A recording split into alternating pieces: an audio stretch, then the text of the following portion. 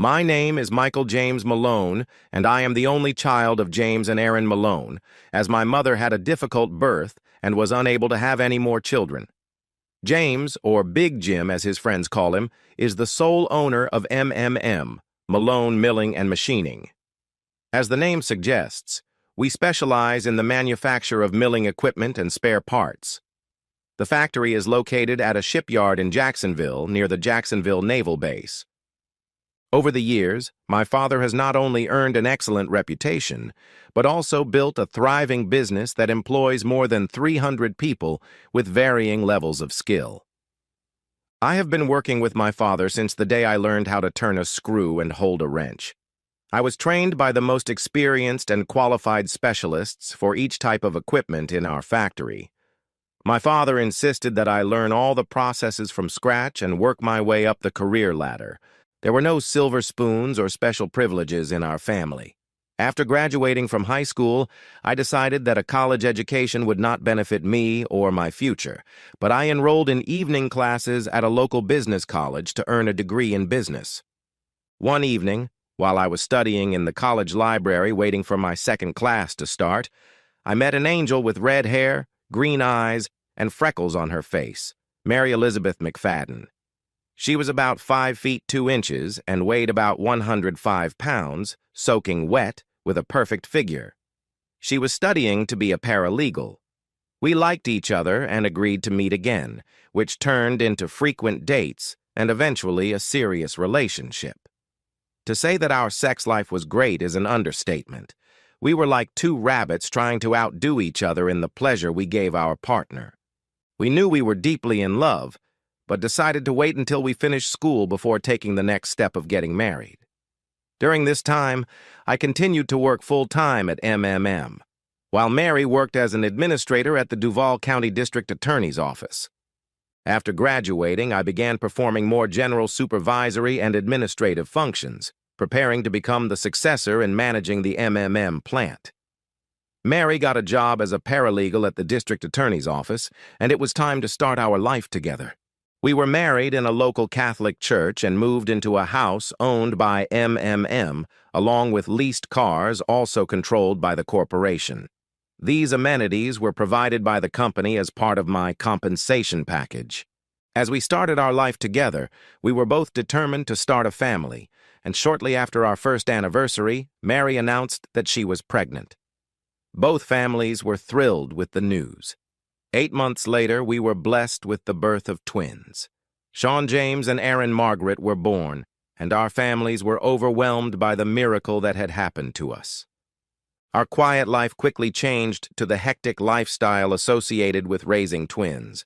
Mary quit her job at the district attorney's office and took on the daily responsibilities of motherhood. I helped her as much as I could when I was home, but she was the main and perfect homemaker. Of course, the grandparents were there to help and spoil the children, but Mary was always in control. Time flew by, and the twins were ready to start kindergarten. When the children were at school, Mary missed being at home and suggested that I return to work. She contacted the prosecutor's office, and there was a vacancy for a legal assistant. I wasn't entirely convinced, but I didn't want to stand in the way of her fulfilling her dreams. I understood that she had devoted herself entirely to raising our twins for the past 5 years and deserved some freedom. We interviewed several candidates for the nanny position and decided that Mrs. Rebecca, Becky Mary, would be the perfect choice. As a loving father, I insisted on installing a complete video surveillance system, nanny cameras, throughout the house. This system was installed without Becky's knowledge and could be activated via an app on our cell phone. The system was equipped with basic equipment capable of recording daily activities. Mary returned to work, and I continued my daily work at the factory. After work, we spent several hours reviewing the surveillance camera footage, and I felt like I had wasted several $100s, as Becky was an exemplary nanny. She gave the children love and care and discipline when necessary. Everything was fine at the Maloon's house until it wasn't. Mary returned to work after about 18 months, and I began to notice that she was dressing a little more elegantly than her job at the law firm required. Nothing extravagant, just clothes that looked more like evening wear than work clothes. Then the phone calls started, explaining that she would be working late to prepare documents for an important trial. These late nights began to happen once or twice a month. Then came the request to join her weekly girls' nights out. I expressed my dissatisfaction with her leaving me alone with the twins when she worked late, and now she wanted to spend Friday evenings drinking with her colleagues. She immediately replied that she had devoted 5 years to caring for the twins and didn't think it would be difficult for me to spend a few evenings with them while she rested. To be honest, I didn't have any valid arguments except that the green devil was raging in my head. The situation continued. She stayed late at work more and more often, and on Fridays she came home later and later. As you know, I didn't finish college and don't have a prestigious degree, but I'm not stupid. I talked to her about how our sex life was deteriorating and we were spending less and less time together.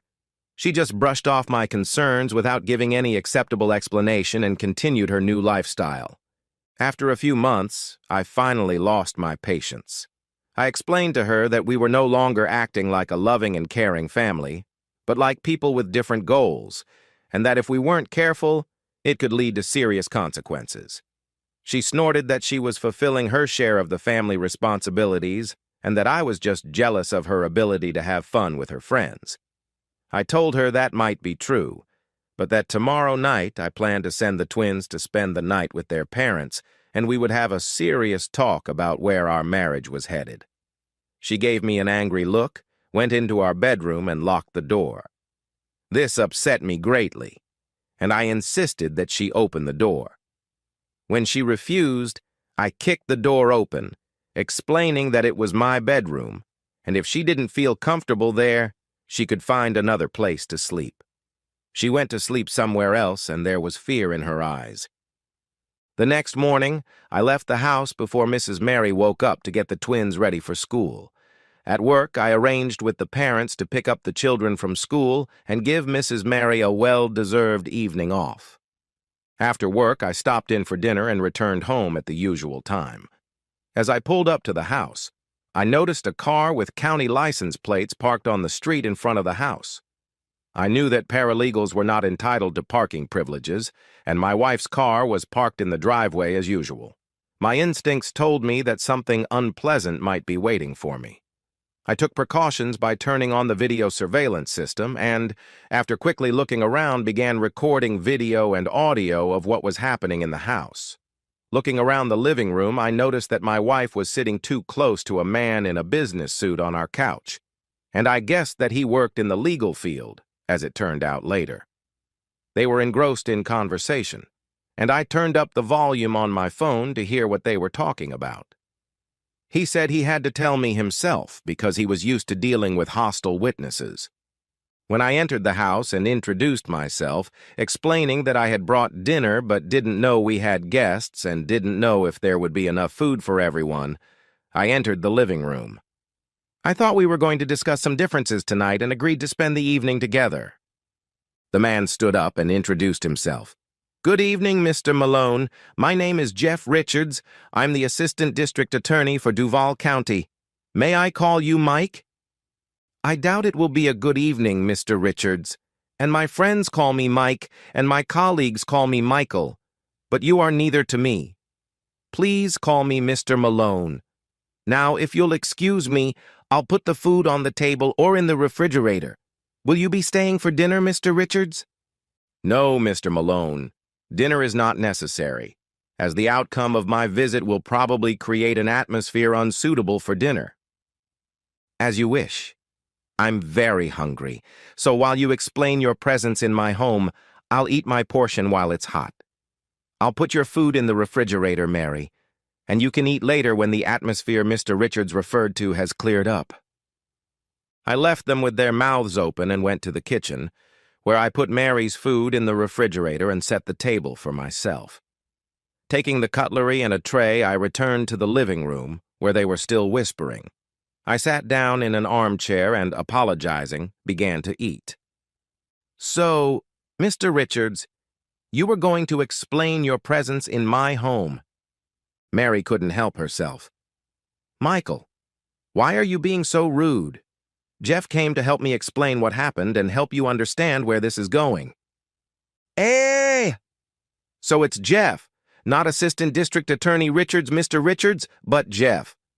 I don't like the way this conversation is going, so please, Jeff, explain to me what happened. What required two legal hounds to show up at my door at a time when I was about to spend the evening in private conversation with my wife? And while you're at it, explain why you've been sleeping with my wife for the past few months. They both fell silent, staring at me with their mouths open like fish out of water. What? You thought I was so stupid that I didn't check what was going on? So you're asking yourself why I let it continue without talking to my wife? The answer is simple. I needed proof to ensure that the prenuptial agreement would be honored to the letter, and that my wife would keep everything she had before this immoral union, and that I would get custody of my twins. I couldn't bear the thought of them being influenced by a man with the morals of a street cat. Besides, Mr. Richards, I think Mrs. Richards would like to see this too. Perhaps you could watch it together tonight. Assistant District Attorney Richards blushed, jumped up from the couch, and began to shout, "Now that you've let off some steam, you better listen, you bastard. Yes, I have been using your wife for the past year and even longer." I remained calm during his outburst, which seemed to throw the couple off balance, as if they were waiting for me to give in to my emotions as well. I replied quietly, "Why shouldn't I present these recordings as evidence of my wife's infidelity? They were made during working hours in a public place where there could be no reason for confidentiality. You do realize that you are government employees and, as such, are under the scrutiny of the public." I was then told that I had no idea who I was dealing with and how influential he was in the local government. I have connections in all law enforcement agencies, including the local police, judges, and friends whom I have helped reduce sentences and cover up facts, and they owe me. I will have you arrested for violence against your wife and children, and you will never see your precious twins again. I can plant child pornography on your computer, and you will spend the next few years behind bars in a state prison. All of this will happen if you attempt to take any legal action against your wife, my wife, or anyone else, including divorce. Wow, you really know how to construct a convincing legal argument, Jeff, and I have almost no choice. However, before agreeing to your terms, I would like to call customer service. Customer service? What the hell are you talking about? You think this is a reality show? Enough. Come with me, Mary. We're going to sleep in your bed. I've been waiting for this for a long time. Before you go, let's take a quick vote. It won't take long and could be very helpful. What do you think, Dad? Should we agree to their terms? Call me and put me on conference call. At that moment, my cell phone rang. I answered, "Hi, Dad. I'll put you on speakerphone so everyone can hear the voting process." The seemingly dim-witted guy looked confused and turned to Mary for an explanation. Like in a comic book, I saw a light bulb go off over Mary's head. "Oh, shit!" she exclaimed. "The damn surveillance cameras we're recording were screwed." "Yes, Mary." I turned on the system when I saw the county car parked outside our building. Before entering the house, I sent my father a text message with the password to log into the system and asked him to set up a conference call with our friends and share the password so they could enjoy watching and share their impressions. "Dad, I don't know who you called, so why don't you take roll call so our viewers can share their thoughts?" Assistant District Attorney Jeff Richards looked at me with rage, stood up, and lunged at me. I'm not a football player, but I lift heavy equipment and materials at the factory every day. He didn't stand a chance. He swung his arms, I dodged, and landed a hard right on him. He fell like a cheap suit. It took him a few seconds to recover, and during that time, I asked my father to take roll call and ask the conference call participants for their thoughts. Among the participants were members of our families, representatives of the parish, the Duval County Sheriff, and none other than the Duval County District Attorney, who, as I later learned, was my father's classmate and teammate in high school. By this point, Jeff had regained his composure and returned to his seat next to my soon-to-be ex-wife as the vote began. Our relatives, her father responded, "Mary, you must have shit in the dining room." And parish officials expressed their disapproval of my wife's actions and disagreed with my decision to comply with their demands. The sheriff and district attorney not only disagreed, but also informed us that arrest warrants had been issued for each of them and that deputy sheriffs were already on their way to arrest them for extortion, attempted perjury, abuse of office, and other charges that would be investigated. In addition, the prosecutor informed them that they were no longer employees of the Duval County court system and that he would ensure that they never again held positions as court officials. I thanked the conference participants for their favorable vote and hung up. I looked at the two broken people with tears on their faces and realized that their lives were ruined. The sheriff's deputies arrived, took them into custody, and I was left with the grief of a broken marriage and the hope of becoming a single father to two beautiful twins. We will survive. Mary served 18 months in county jail for aiding and abetting, and Jeff was not so lucky. He is currently serving a 9-year sentence for several other crimes he was convicted of, in addition to those he and my wife committed against my family. The twins, who are now in 2nd grade, and I are doing well. Mrs. Mary kept her job as a housekeeper, but now she has the added responsibility of caring for a 3rd child, me. I hope to find a suitable life partner someday, but that has not happened yet.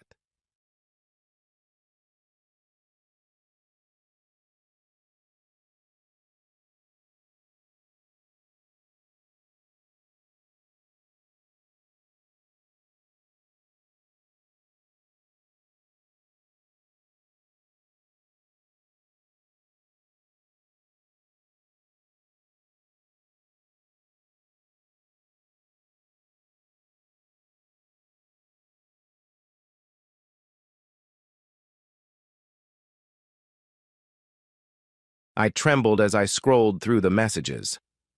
Last night was amazing. I can't wait for you to finally leave him. A terrible, icy fear gripped me. Her face slept, illuminated by the light of the phone, distorted, ruined by the dream that was giving her away, consuming her from within. I had trusted her for 20 years.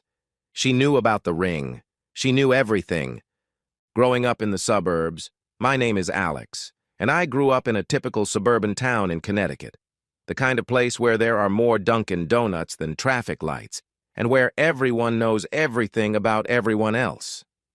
My father is a high school math teacher, an old math teacher, one of those guys who's always ready with a corny joke that will stay with you forever. When I was a kid, both my parents worked at my school.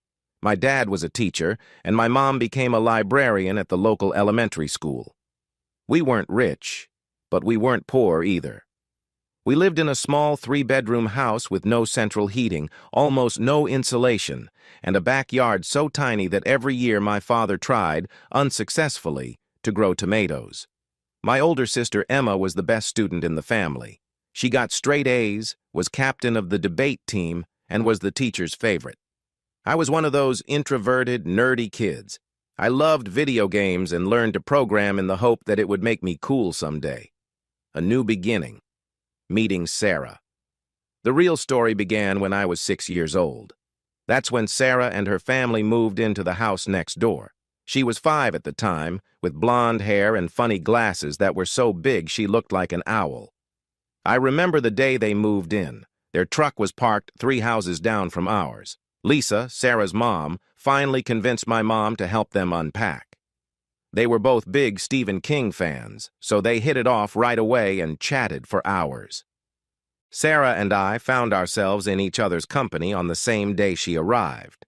Our moms made us play while they drank coffee. It was a little awkward at first. I was shy and would have preferred to play Pokemon by myself.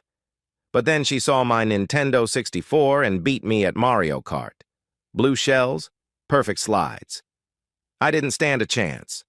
From that day on, she seemed to stick to whatever caught her interest. Our families spent time together, too. Barbecues, camping trips, which inevitably ended in disaster because neither of our fathers could figure out how to pitch a tent. Holiday parties. Sarah's father, Mike, who looked like he could lift a truck with his bare hands, was a former military man, all business, cried at Disney movies, and worked in construction. He helped with home repairs, which always ended with drinking beer and yelling about the Yankees and the Red Sox. Sarah and I were in the same class from elementary school. Small town, one school and all that. I helped her with math, she helped me with English. We lived 3 houses apart, so we were always at each other's houses. We even had our own secret knock, 3 loud knocks, a pause, 2 slow ones, like super spies. But in middle school, something changed. Samantha. And then we went through that big awkward phase when puberty hit, and kids started teasing us that the 3 of us were dating. In 7th grade, we didn't talk to each other for 2 weeks because, I'm not kidding, of a rumor that started because we all stayed after school at the same time.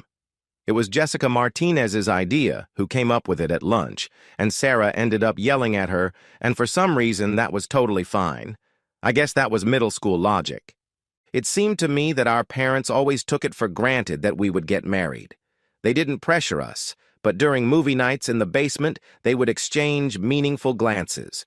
My mom, like all moms, has albums and walls full of photos dedicated to memories from our childhood, smiles with gaps between our teeth, uncoordinated dancing, and, yes, my unfortunate highlights phase. The beauty of our friendship was that we were different, but in the best sense of the word. I could sit at the computer for hours. Sarah was like a room full of people, and everyone in that room fell in love with her. But we were both fans of horror movies and the same video games. We watched The Ring when we were really young and scared ourselves to death. It wasn't a normal friendship. It was 15 years of family holidays and important events. When I got into college, Sarah was the first person I told. She and her mom went to pick out a dress for prom. It was in high school that things started to change. Sarah finally got contact lenses, and I shot up in height. We were still best friends, hanging out in my basement, doing homework, and eating my mom's cookies. Then, in sophomore year at the homecoming carnival, Jake Thompson asked Sarah out on a date. Jake from high school was the typical football player. Tall, handsome, drove a BMW, and had superpowers of charm. And for some reason, that really pissed me off. I didn't even know why. All I did was call him Dumb Jock. He was a great guy. He's a pediatrician now, but I was an idiot for being so jealous of him. Sarah called me out on it in one of our study groups. Sarah: why are you so mean to Jake? Me: I'm not being mean. Sarah: you just said his brain is basically protein powder. Me: maybe it is.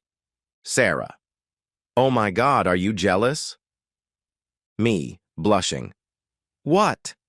No, that's stupid. I was jealous. I just didn't realize it for a year. When we were in our 3rd year, we were both in advanced classes. I was having a lot of trouble with calculus, so we started tutoring on the weekends. Then one Saturday, something changed. I noticed how she wrinkled her nose when she was struggling, how she tapped her pencil on her lips when she was thinking, and how she lit up when she figured something out. She looked up, saw me watching her, and I held my breath. I knocked over my can of Mountain Dew. She wiped up some of the spill and, checking to see if any was left, hit me on the head. Yes, very clever. But then, right there in the mud, she kissed me. She literally grabbed my face and kissed me. Some nervous switch flipped, and a few seconds later, I was back in the world. When we finally surfaced to breathe, I blurted out the first thing that came to mind. What about Jake? She laughed. It turned out that Jake had invited her to the carnival just so she could help him ask my sister Emma out. Everyone knew except me. After that, everything was just lovely. We tried to hide our relationship, but we weren't very good at it. My mom caught us kissing in the kitchen. Sarah's dad caught us holding hands while watching a movie. It was somehow more intimate than a kiss. The reaction was priceless. Our moms patted each other on the hands. My dad once had the strangest talk with me, which was full of car comparisons. For Sarah's dad, a former soldier, talk meant downing a week's worth of whiskey on the porch of the cabin where he kept his hunting rifle. He warned me that if I ever made his daughter cry, they wouldn't be able to find all the pieces. Then he asked if I wanted a beer and if I wanted to watch the game. Classic dad move. Senior year of high school, we were that couple, taking classes together, going to football games. She cheered, I trembled in the stands, wearing matching Halloween costumes. We even dressed up as Mario and Luigi. She was Mario, of course, because she always beat me at video games. But college is a different story. I enrolled at RIT to study computer science. Sarah enrolled at UConn to study marketing, 5 hours apart. We had a long, tearful conversation and decided to try a long-distance relationship. Young love, right? The first semester went well. We FaceTimed every night at 10 if I wasn't busy programming. We were constantly in touch, synced our Netflix shows, and one of us would come home for the weekend, usually me, because she had cheerleading practice on Saturdays. And I have to say, 5 hours in a shaky 2008 Civic with no heat is not as cute as the movies make it out to be. That strong conviction that the person sleeping next to you tonight will never, ever, ever stab you in the heart. That conviction, it's shattered into a million pieces. P.S. The next part makes my hands shake as I write it. So if you're reading this, pour yourself a drink, because here comes the most important part. It was a Tuesday in March. You know how I always talk about working on this huge project at the office? Well, it was the night of our big system launch, the event that was supposed to define my entire life and career. I had been programming for 14 hours straight, and my only source of energy was cheap energy drinks and a nasty microwave burrito sold in a dark corner on the corner. I received the last email at 2 a.m., and my phone died. The battery was dead, and I couldn't find the charger. Only later did I discover it near the radiator, where it had been shoved by our one-eyed gremlin cat, Mr. Whiskers. I was going to write to Jake, my boss, about a critical error that needed to be fixed. Sarah was already asleep, so I decided to take her phone and send a quick message on Discord. And then my world fell apart. As soon as I unlocked her phone, we both knew each other's passwords, then as now, a message preview popped up on the screen. It was from Chris. Yes, that Chris, the one she met at the marketing club she was a member of. The message read, "I miss you, baby. I can't wait." You know what I mean. I should have woken her up and asked her, but something inside me already knew. You know that feeling when your body senses that something is wrong and you get that cold feeling in your chest? It hit me with full force. I opened their messages. God, I wish I hadn't. There were hundreds of other messages, months of messages, photos, hotel reservations, inside jokes, personal plans. Those long nights at the office were never for the good of his company. And marketing society meetings? Pure fiction. Chris wasn't just an old friend. He was her boss, the head of her department. He was 15 years older than her, married, with children. They had been sleeping together for almost as long as Sarah and I had been living together. Here are a few messages I'll never forget. I can't wait for you to finally leave him. Last night was amazing. He's so clueless. Still working on that stupid proposal. Yes, she knew about the ring. My sister let it slip.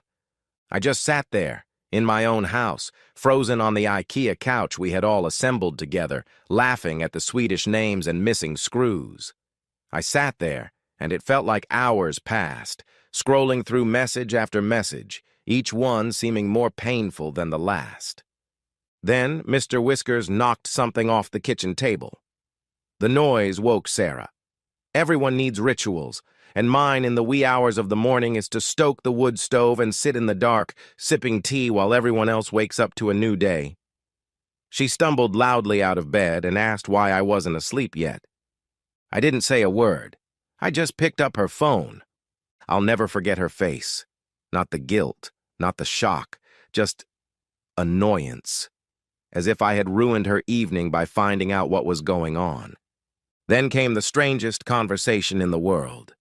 She didn't deny anything. She just stood there in those stupid pajamas with little cats that I got her for Christmas and said that Chris was her soulmate, that she had been waiting for the right moment to tell me. The right moment? After 20 years of friendship? 5 years of dating? When we had already built a life together? I couldn't take it. Not in the sense that I became aggressive. I'm not like that. But I laughed. An empty, broken laugh. More like crying. I asked her if the right moment had ever come during a family dinner, or on those nights when I lay awake hugging her while she cried about stress at work. Stress that, let's be honest, was probably caused by guilt toward her boss. She started crying and called me cruel. Cruel. I told her to leave. Just take everything you need and get out of here. Go to your parents. Go to Chris. Go anywhere. You're not staying here. But it's 2 a.m, she said, as if I was the one being unreasonable. I replied, you should have thought about that when you spent a year having sex with your boss. Not my finest moment, but I think I was allowed a little pettiness. Fausto's purgatory and legal hell, framed and erased. She gathered her bag, and I was left alone with Mr. Whiskers, who seemed to be watching the most exciting dramatic event of his 9 lives. Okay, we need to talk about this seriously, she said to him before leaving. Tomorrow. The next morning, I changed the locks. But you know what? That's not even the worst part. It didn't break me. What happened next? And then everything really went to hell. Remember I told you that her father, Mike, was a scary ex-military guy? And her mom, Lisa, was like a second mom to me? We both grew up in strong families. Well, Sarah decided to play another card, and she didn't hesitate to play it. The day after I kicked her out, I shut myself off. I called work and said I was sick. Thanks a lot to Jake, who just said, take as much time as you need. I turned off my phone and spent the whole day cleaning to relieve the stress, with Mr. Whiskers standing over me like a dwarf one-eyed prison guard. I found one of her hair ties under the couch and burst into tears. Typical reaction after a breakup. But around 7 p.m., the landline rang. Yes, I still had a landline. I hope you and the rest of the world were as annoyed and frustrated as I was for the last 5 minutes while I called some angry woman in Brooklyn who didn't have Fios. My house had terrible cell phone reception, another Connecticut problem.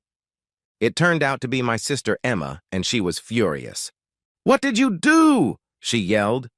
While I searched for spices, tears fighting each other behind my sunglasses, Sarah got down to business. She told everyone what had happened. I had cheated on her with a girl from work, a complete lie. The only woman I had ever spoken to was Linda from HR. She's 60 years old and talks about her grandchildren at meetings. I yelled at her and kicked her out in the middle of the night. The only thing that was true was night. I became emotionally abusive, controlling, and checked her phone. The cherry on top? I stole her mother's family heirloom, $50,000 worth of jewelry. That last one hit a nerve. When the smoke cleared, even she, Lisa, who noticed the jewelry was missing before all this happened, Sarah talked her into putting off reporting it, said she should look around the house. Who do you think had a key to the apartment? Yes, me. Guess who walked in unaccompanied and helped her father with his computer? Me too. And then they could get to work. I tried to call my parents. No answer. I tried calling Sarah. Blocked. Mutual friends blocked me or wrote that I was trash. Only Emma stayed with me. Her words, "You're a fool, but you're not a liar." Then the Facebook posts appeared. Lisa wrote about betrayal, tagged my parents, and allowed people to crucify me in the comments. Finally, my mom called. And I'll tell you, nothing hurts as much as hearing your own mother cry and ask, "Why did you do this?" without even letting you explain. I tried. I mentioned the messages, the novel. But Sarah had already told everyone. She said it was all made up to get revenge. And I never took screenshots until she deleted everything. I had no proof. Then the cops showed up. 2 cops tough as nails asking for specific dates that matched exactly when I was at her parents' house. They caught me on CCTV when I was coming and going. I told them I was there because I'm family. I dated their daughter for a while. I was helping her father with his computer. They took notes. They didn't seem convinced. 3 days later, they came back with a warrant. I was arrested in front of the entire office. Linda from HR was in tears. Jake dropped his coffee. I wasn't released from county jail until 3 nights later. My cellmate, Big Mike, was a decent guy. He shared his sausage sandwich with me. He told me his theory that pigeons are government drones. Still, it wasn't quite how I imagined I'd spend 27 years of my life. They found nothing and let me go. But the damage was done. The return, redemption, restoration, and a second chance that can be given not only to the chosen few, but to everyone. At work, I was put in human resources, and Linda didn't even look me in the eye when she told me I was fired. Too many negative reviews in the press, too many questions. Even Jake looked helpless. That's how I ended up. Unemployed, abandoned, accused, disgraced.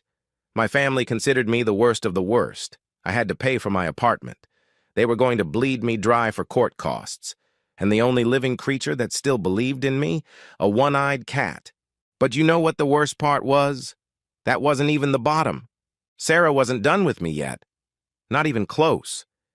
That night, I broke down, which Dr. Chen later diagnosed as a complete nervous breakdown. No, I found myself on the floor of my childhood bathroom at 3 a.m., eating stale Oreo cookies and searching the internet for articles on how to become a hermit in Alaska. Mr. Whiskers kept me company, never leaving my side and picking up cookies when I wasn't looking. Our true loyalty is to our friends above all else. My friend's intervention. The turning point, I reacted like an idiot to everything. The next morning, I woke up, and there was Emma. She looked at the floor covered with cookies, and at that moment, her older sister woke up. She had to spend her savings to hire a real lawyer, whom I still owe money to. She dragged me into the shower, made me put on something that wasn't Supreme or something like that, and even made me go to the gym because endorphins are magic or something. Then she did something that really changed my life. She made me sit down and make a real plan.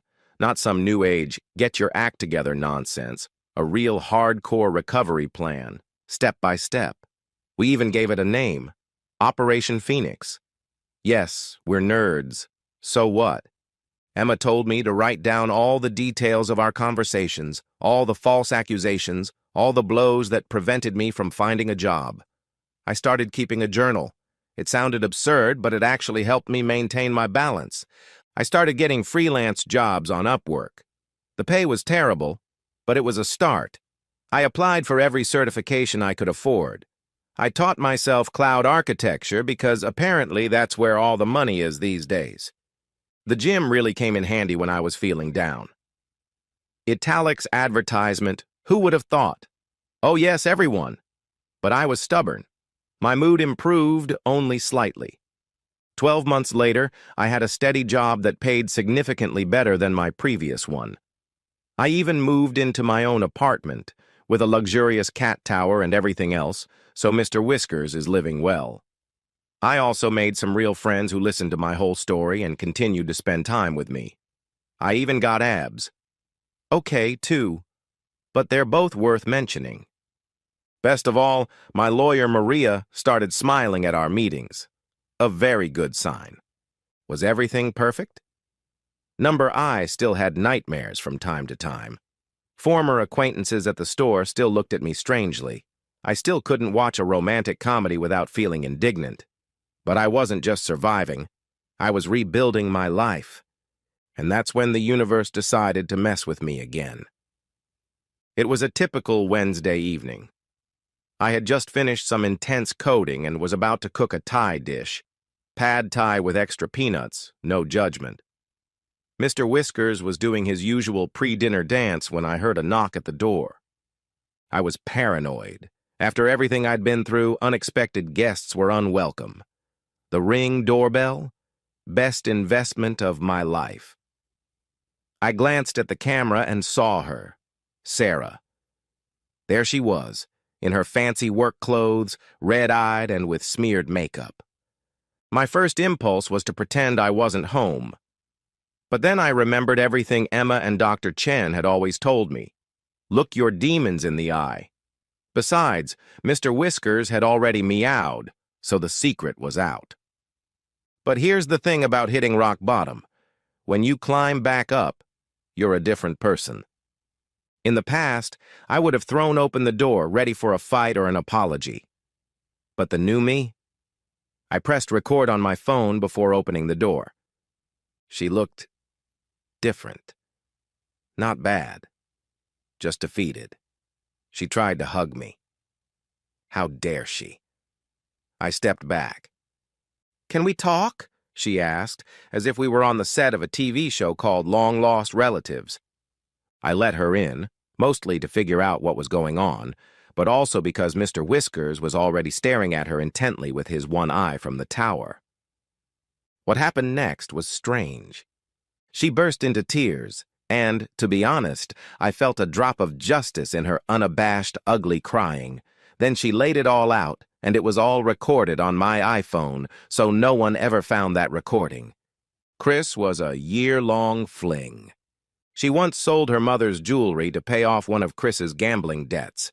When she realized she couldn't get the jewelry back, Chris had pawned it, she panicked.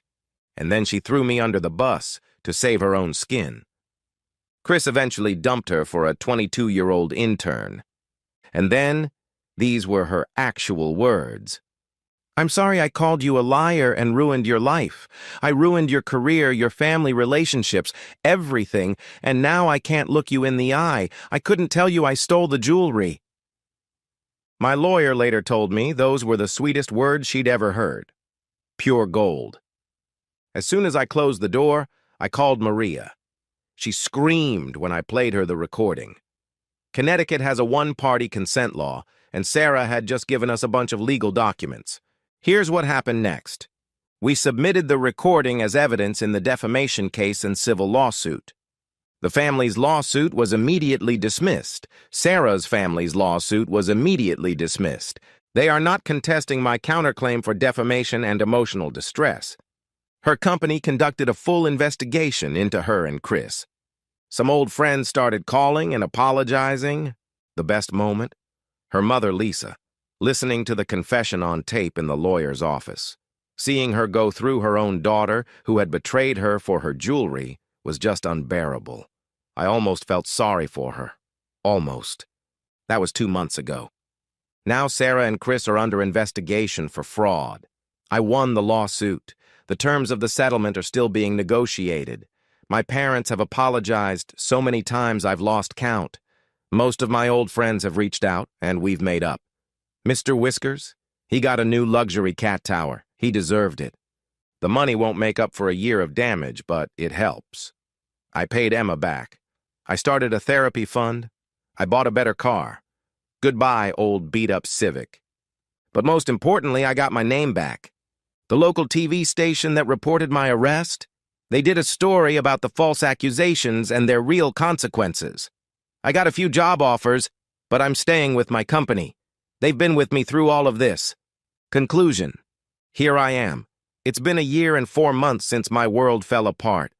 I'm alone, I'm strong, and I'm doing fine. Me, a one-eyed cat, and a clean slate.